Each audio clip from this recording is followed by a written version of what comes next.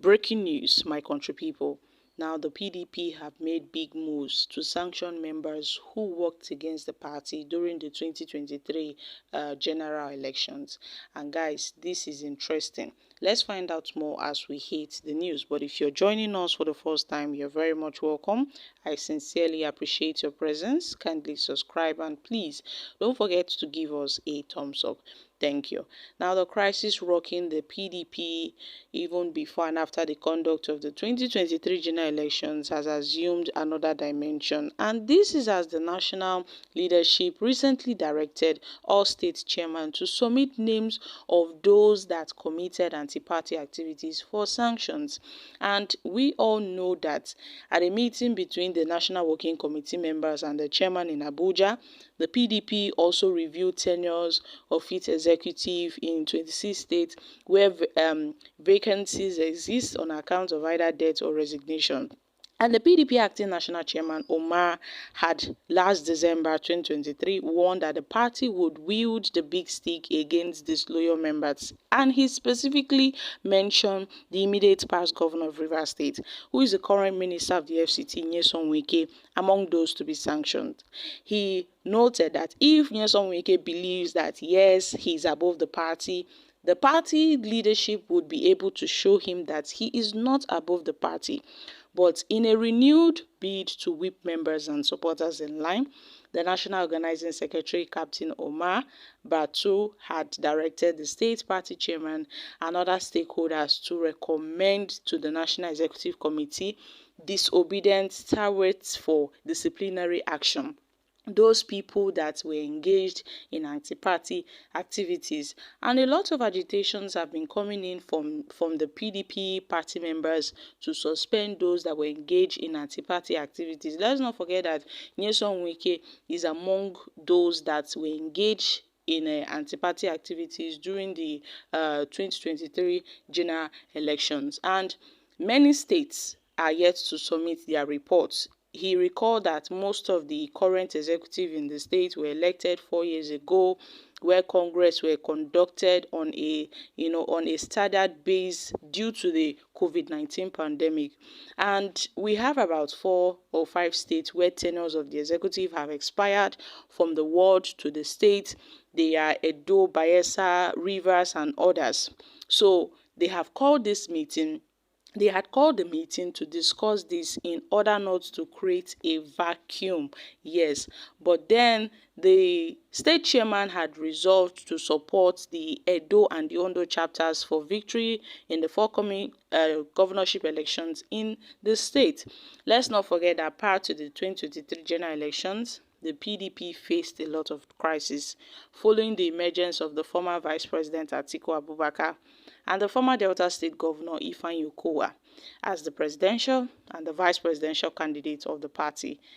This brought about a group of 5 governors led by the then Rivers State Governor Nyesom Wike, and their supporters had publicly identified with the All Progressive Congress presidential candidate in the 2023 presidential election. Now, President Bola Tinubu against the PDP presidential candidate Atiku Abubakar. And apart from Wike, the other 5 aggrieved governors were Samuel Tom, Okeze Ipazu, Ifeanyi Ogwahi, and Seyi Makinde of Oyo State. But then, after everything they did, the PDP finally lost the presidential election. Not only in Rivers, in Benue, in Abia, in Enugu, in Oyo State, and some other states. So, in the aftermath of the poll, there have been calls by some major stakeholders of the party for sanctions on anyone proven to have worked against the opposition party in the last general elections. And let's not forget that they've called Nyesom Wike. But Nyesom Wike, being the kind of person he is, a very controversial man, had sent various warnings to the PDP that nobody should call him for any sanctioning. He is still a card-carrying member of the PDP, therefore he cannot be sanctioned for anything. And a lot of people are saying that the biggest mistake of the PDP was letting Atiku to run as the presidential candidate after Buhari completed 8 years in power. Being that a northerner cannot rule for 8 years, and then you expect Nigerians to welcome another northerner to continue. I mean, that was a terrible miscalculation. So instead of punishing members, the PDP should try set up a reconciliation committee to forge a way forward ahead of 2027, because Nyesom Wike has left the PDP behind. Yes, Nyesom Wike has left them behind. He is the FCT minister. And with the recent news, Nyesom Wike is trying to be the governor of the FCT. So my country people, at this point, the party cannot fight itself, because that was what happened during the 2023 general elections that brought about their downfall, because the house was divided. So therefore, this gave room to the APC to take over power because of the division of the house. So at this point, they should learn from their mistakes and they should forge ahead. Now, Wike is now like a sacred cow. He's now like a sacred person that people tend to, fear to lay their hands on him. Even his own party.